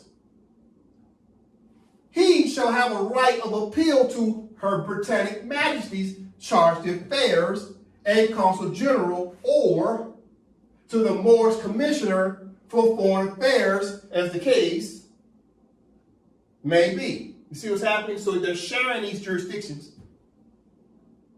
When a British person is the plaintiff and the Moorish defendant, they get to use a Moorish judge. When the Moorish plaintiff and the British person's defendant, the British person needs to use a British judge. But if neither one of them like the decision, they get to appeal it to who? A Moorish judge. But who's the governors? Moors. You got to see what's happening. This is 1856. So what's happening is the Moors just kept getting involved. And the queen was like, look, these Moors are intervening even with British subjects. They're getting involved. So she had to go to the Sultan and say, look, so you got to give me some jurisdiction here. If I need to adjudicate a Moor, what does that look like?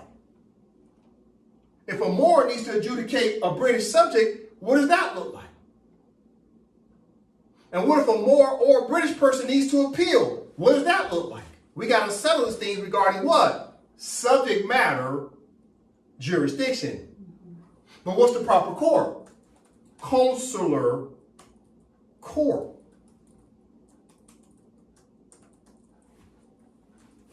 Listen. Article 10, Brother Dre.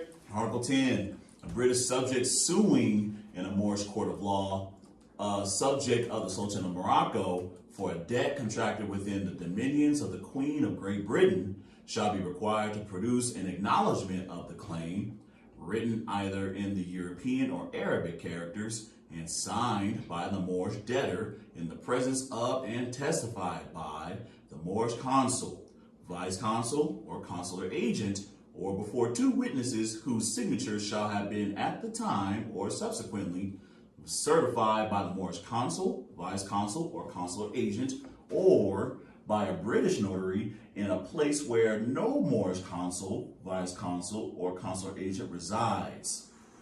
Each document so witnessed or certified by the Moorish consul, consular agent, or British notary shall have full force and value in a Moorish tribunal. Should at any time a Moorish debtor escape to any town or place in Morocco where the authority of the Sultan may be established and where no British consul or consular agent may reside, the Moorish government shall compel the Moorish debtor to come to Tangier or other port or town in Morocco where the British creditor may desire to prosecute his claim before a Moorish court of law. So what's happening? This is deep stuff. Article 10. A British subject suing. So if a British subject is suing in a Moorish court of law, this is 1856, during Dred Scott time. If a British subject suing in a Moorish court of law, a subject of the Sultan of Morocco, time out, in order to be a Moorish subject, you have to be a subject of who? The Sultan. Of what? Morocco.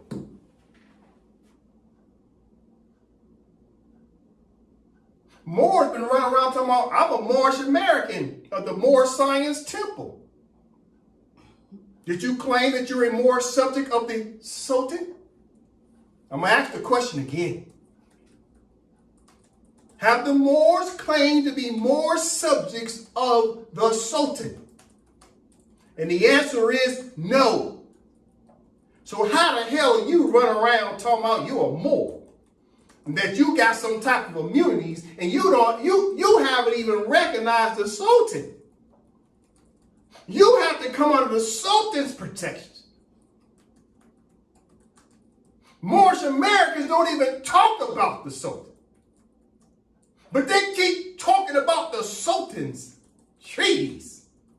It's the Sultan's treaties, not the Moorish Americans' treaties.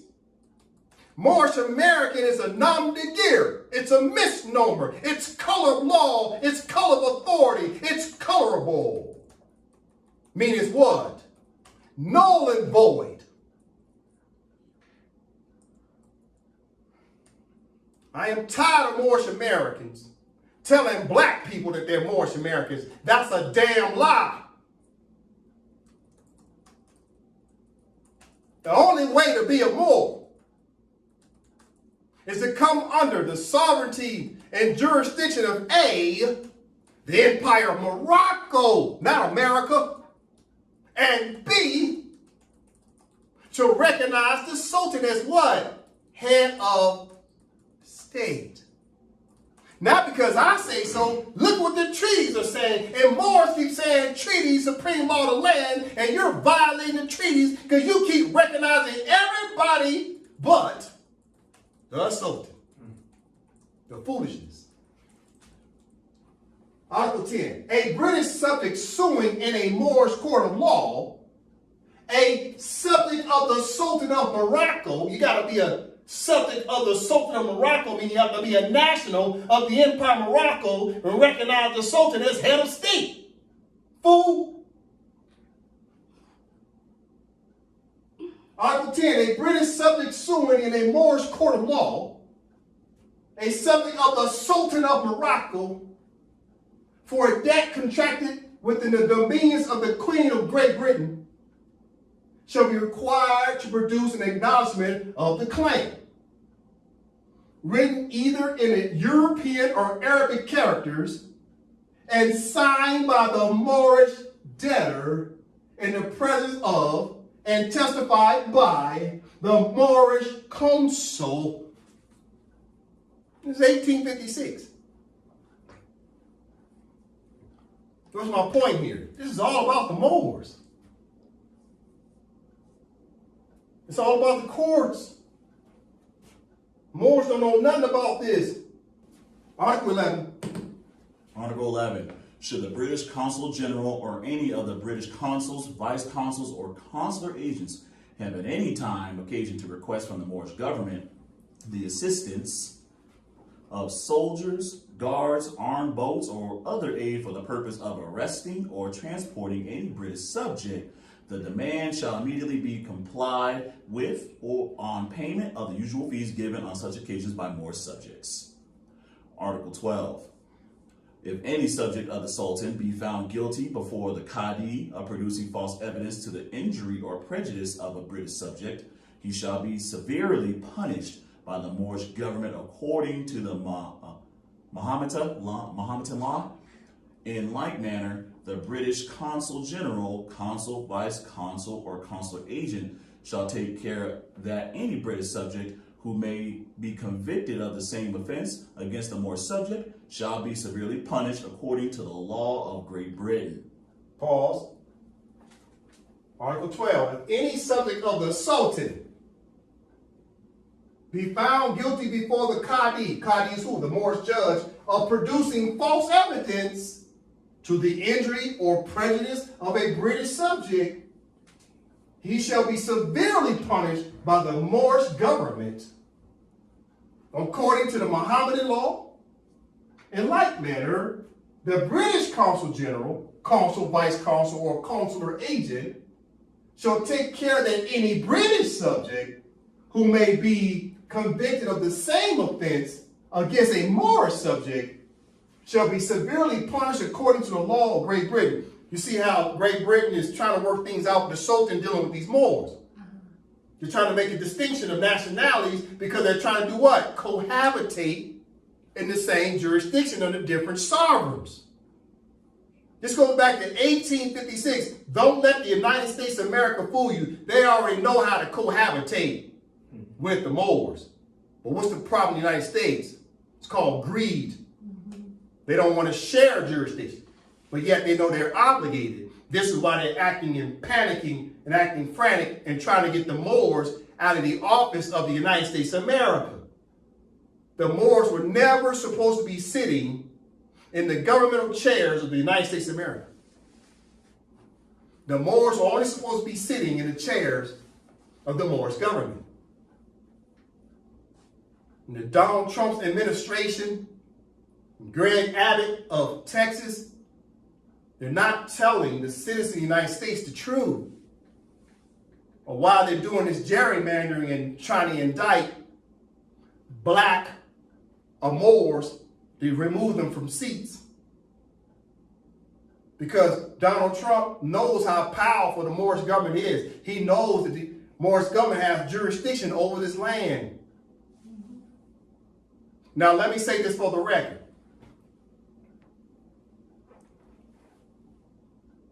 The Empire of Morocco declared independence in June of 2024. His Majesty Sultan Abdul Al-Kabir also declared independence on May 13th. So on May 13th, there was a declaration of independence by the Sultan. On June 13th, we deposited everything with the United Nations. We also notified the United States federal government of who was the president during that time of June 2024. It was Joe Biden. It was the obligation of Joe Biden, being a Democrat, to notify the several union states and governors as to the fact that the Empire of Morocco, His Majesty Sultan, the Moorish government, has just declared independence. So you have to put blame on Joe Biden if in fact he did not trickle down that information to the several union states. Donald Trump took office on January 20th, 2025. He walked right into the fact that the Empire of Morocco is decolonized.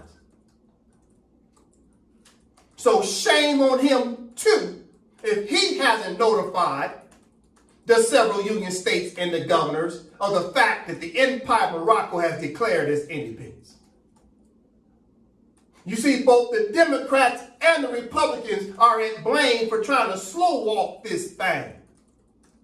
It's called stall, deny, and defend. So the Republicans and the Democrats are equally responsible for continuously being habitual violators of international law, because treaties are a subject of international law.